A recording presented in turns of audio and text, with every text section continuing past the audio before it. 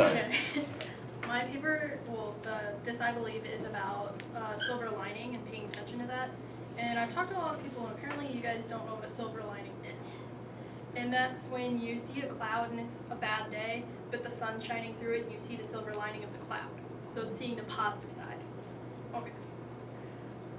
This story is about a lady who loses her son, and she looks at it and sees the positive side. I'm 57, divorced after 28 years of marriage. I no longer have a house. I own very little and make a marginal living. And I lost my youngest son to suicide when he was 21. At the core, I am grateful for it all, even the son's loss. It gave me a lens through which I can see everything. I believe in a silver lining. I will forever carry my son with me. How can a mother not? This is the only child I had. This is the only choice I had. I could either carry him as a bag of rocks, or I could carry him as a celebration. Now let me be honest here. For a while, I didn't celebrate it. I traded the rocks for joy, though, finding the silver lining. I am a people person, but Eric, he was a real people person. He once told me I talk to everyone I meet. Everyone, I asked? Well, yeah, I might miss someone I need to know. And now, 5 years later, I embrace my son's philosophy. My daughter, on the other hand, is more cautious.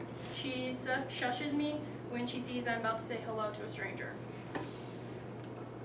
You can't do that, Mom, she says, half smiling, knowing that every single encounter is filled with possibilities that make a difference in my life, and I'm more eager to connect with others now. Waiting for a train, I hear a strain of Oriental Coleman tune.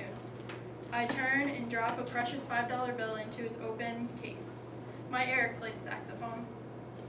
I wish I had his saxophone, soft leather traveling bag with me. I could give it to this man.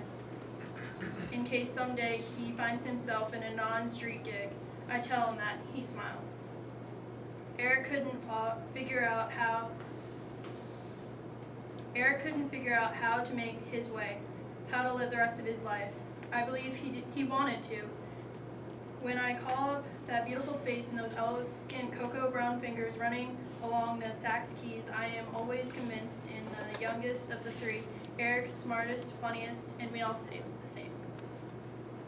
He is also the darkest, but no one ever saw him as dark as suicide. The why of these choices is often not clear, actually downright murky. I still don't know what brought him to this suicide. What was clear, however, is my son continues. He continues to be part of my story, my family story, and every day now, I'm still making connections on his behalf. And I also smile at the grocery store clerk, discuss architecture with a homeless man who reads every day on bad weather. I tell a woman my daughter thinks I shouldn't speak to that I love her hat, and the funky feathers, and the saxophone player with a fine Coleman, that the subway platform in a wintry New York. Eric's death made me sit up and pay attention. I linger on the edge before, playing it safe, but I'm in the game now.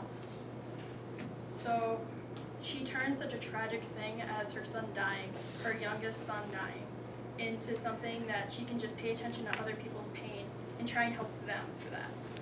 Just being positive and seeing silver lining.